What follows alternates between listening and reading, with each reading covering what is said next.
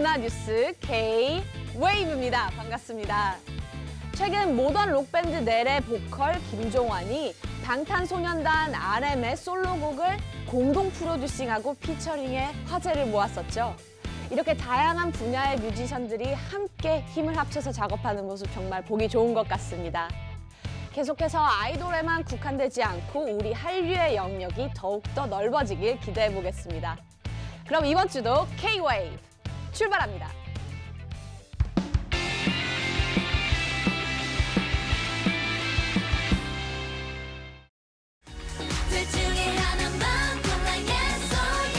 그룹 트와이스의 신곡 Yes or Yes가 음원 차트 정상을 휩쓸었습니다.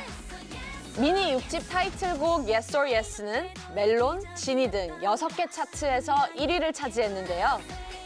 우리가 고백할 때 네가 줄 수 있는 답은 Yes밖에 없다는 내용의 노래입니다. 방탄소년단이 이달 중순 아시아 대장정을 시작합니다. 이번 투어는 북미와 유럽 공연을 성공적으로 마친 방탄소년단이 숨고르기 끝에 펼치는 투어인데요. 일본을 시작으로 타이완, 싱가포르, 홍콩, 방콕 등 8개 도시를 돌며 17차례 공연을 펼칩니다. 12인조 걸그룹 이달의 소녀가 스페인에서 열린 2018 MTV 유럽 뮤직 어워즈에서 상을 받았네요. 이달의 소녀가 받은 상은 세계 팬들의 투표로 선정되는 베스트 코리아 액트 상입니다. 이달의 소녀는 멤버별로 솔로 앨범을 내고 유닛 활동을 한 뒤 지난 8월 완전체로 데뷔 앨범 플러스를 냈죠. 미국 음악 전문 매체 빌보드는 개성 있는 매력으로 탄탄한 팬덤을 만들었다며 올해 가장 주목해야 할 신인으로 이달의 소녀를 꼽았습니다. 많은 선배님들께서 K-팝을 많이 알려주신 덕분에 이달의 소녀도 이렇게 관심의 대상이 될 수 있었다라고 생각을 하는데요. 저희도 노력해서 한국을 빛내는 멋진 아티스트가 되도록 하겠습니다. 그룹 동방신기가 올해 일본에서 아라시, 아무로 나미에 등을 제치고 최다 관객을 동원한 것으로 나타났습니다. 일본 니케이 엔터테인먼트가 발표한 2018년 콘서트 동원력 랭킹 1위에 올랐는데요. 올해 동방신기 일본 공연에 모인 관객은 128만 명으로 현지 해외 가수를 통틀어 가장 많았다네요. 동방신기는 지난 9월 사이타마 슈퍼 아레나 공연을 시작으로 일본 10개 도시에서 33회에 걸쳐 투어 콘서트를 진행하고 있습니다.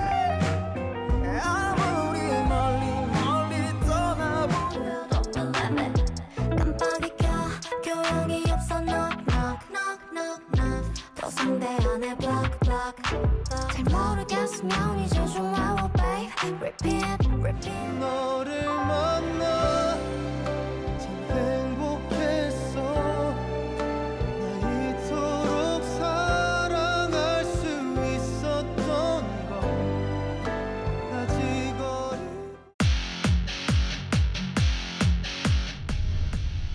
You don't believe in the boogeyman? He's here! Michael!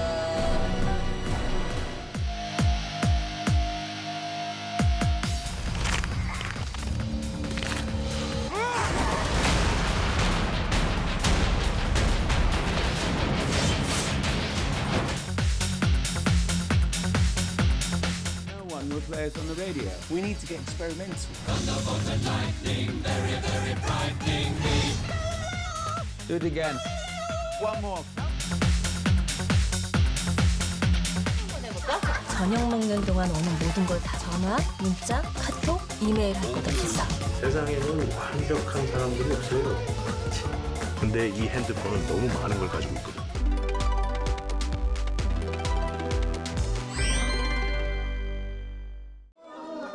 대한민국에 내노라 하는 연기파 배우들이 한 영화에서 뭉쳤습니다. 유해진, 조진웅, 그리고 이서진까지. 같은 고향 친구들을 연기한 영화 완벽한 타임인데요. 오랜만에 만난 커플 모임 자리에서 이들의 은밀한 비밀이 들통나고 맙니다. 어떤 영화인지 새 배우에게 한번 직접 들어볼까요? 진짜 무서운 게임 하나 알려줄까? 오늘 밤 7인이 그곳에 모였다.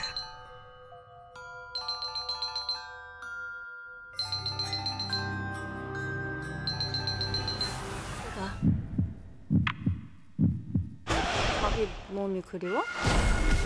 시작이죠. 다 시작이죠. 개봉하면 완벽한 타이는 오랜 친구들 커플이 어느 친구 그 집들이에 모여서 핸드폰을 공개하자라는 그런 게임을 시작을 하면서 예측 불허 얘기가 시작되는 그런 상상할 수 없는 그런 얘기들이 벌어지는 얘기를 그린 영화입니다. 저는 그 태수라는 역할인데요. 여자분들이 싫어할 만한 권위적이고 가부장적인 그런 병사 역할입니다. 염정아 씨랑 같이 살고 있고요. 석호, 성형외과 의사 역할을 맡았는데요. 굉장히 가정적이고 외부에서 아마 저희 집을 봤을 때는 굉장히 좀 모범답안 같은 그런 남편의 상이에요. 좀 가정적이고 다정다감하고 굳이 말씀드리자면 제 성격과는 아주 다른 그런 인물이었어요. 차분하고 그런 성격인데 아무튼 그 안에 또 좀 많은 비밀이 있는 것 같더라고요. 레스토랑 사장이고 아직 신혼이고요. 그리고 사실 레스토랑도 새로 결혼한 와이프가 해준 그 레스토랑이고 또 와이프는 아직 나이가 어린 수의사고 그래서 아직까지는 좀 능력이 좀 없지만 좋은 여자를 잘 만나서 그렇게 살고 있는 그런 역할이죠. 아마 제가 갖고 있는 비밀이 제일 센 비밀이 아닐까 저는 그렇게 생각합니다.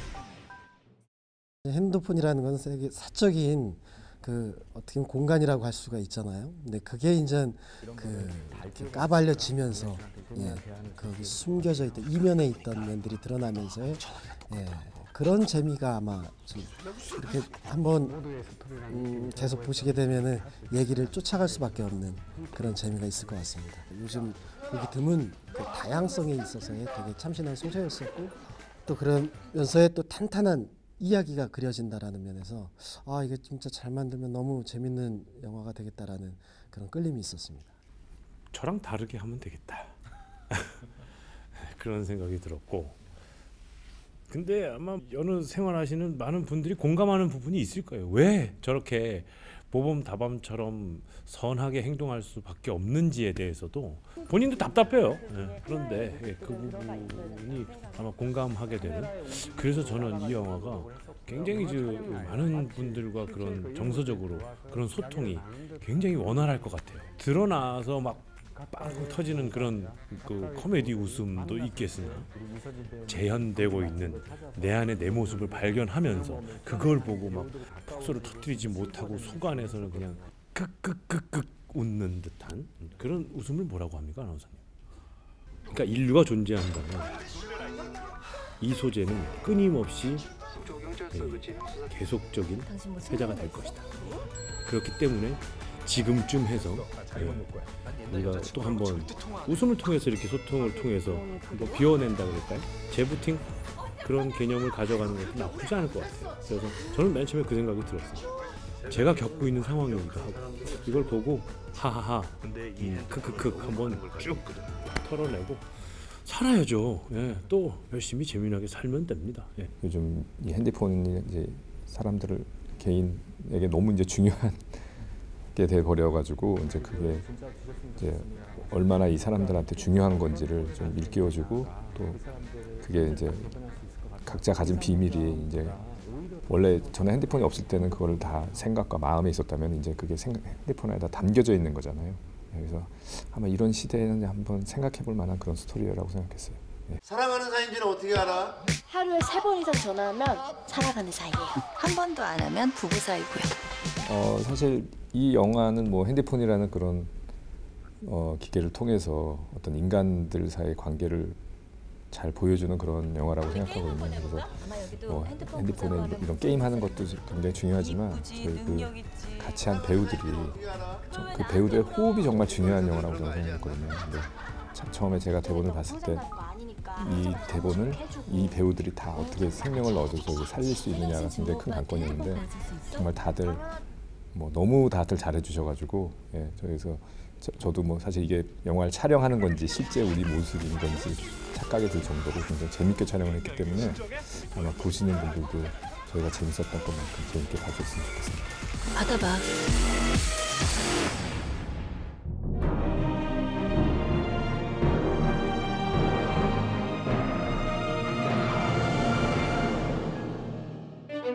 이른바 냉전의 시대에는 좌파가 아니면 우파, 우파가 아니면 좌파라는 이분법이 익숙했습니다. 한국 영화도 1980년대까지는 수많은 반공 영화가 양산됐고 공산주의자들을 악마처럼 그리는 게 관행이 됐습니다. 그런데 이런 관성에서 사실상 처음으로 벗어난 작품이 있었으니 바로 정지영 감독의 1990년작 남부군이라는 작품입니다. 자, 지금 만나보시죠.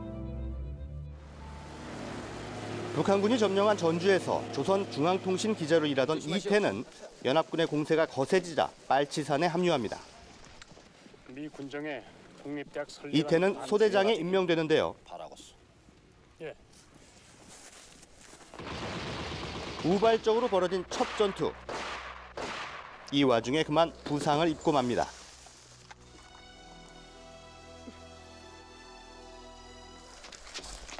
그리고는 간호병 박민자를 만나는데요. 어디 다치셨어요?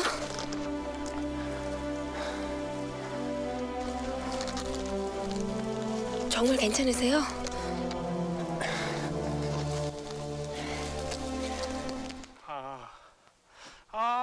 이태는 민자의 극진한 간호로 부상에서 회복됩니다. 동무! 계속하시오. 아픔이 싹 가시는 걸. 영화 속에서 민자는 좌와 우의 이념 대립을 뛰어넘은 보편적인 인간애를 상징하는 인물인데요. 하지만 난 왜 양편으로 갈라섰는지 모르겠어요. 그리고 어느 편이든 다쳐서 아파하는 사람이면 내가 필요한 거려.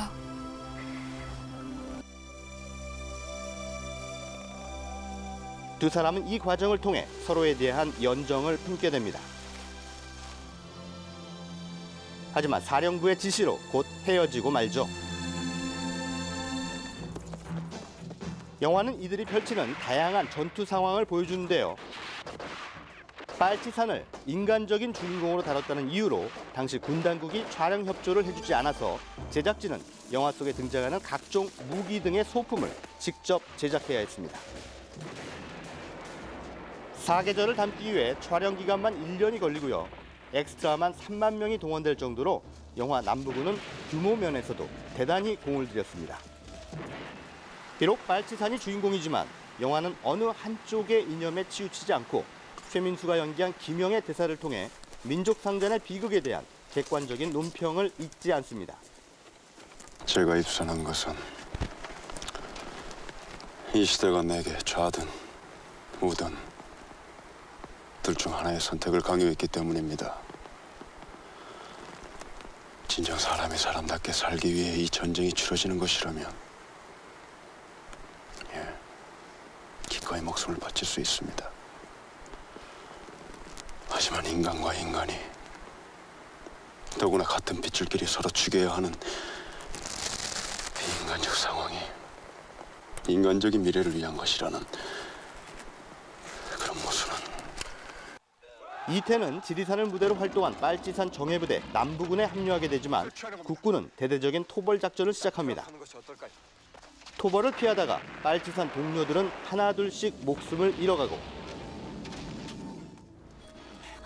매서운 추위와 굶주림은 점점 더 이들을 벼랑 끝으로 몰고 갑니다. 영화 남부군은 실제 빨치산으로 활동했던 신문기자 출신 이태 씨의 실화소설을 영화로 옮겼는데요. 냉전이 무장공비라는 표현으로 적대시했던 인물들에게 인간적인 시선을 던졌다는 것만으로도 대단히 혁명적인 시도라는 평가를 받았습니다.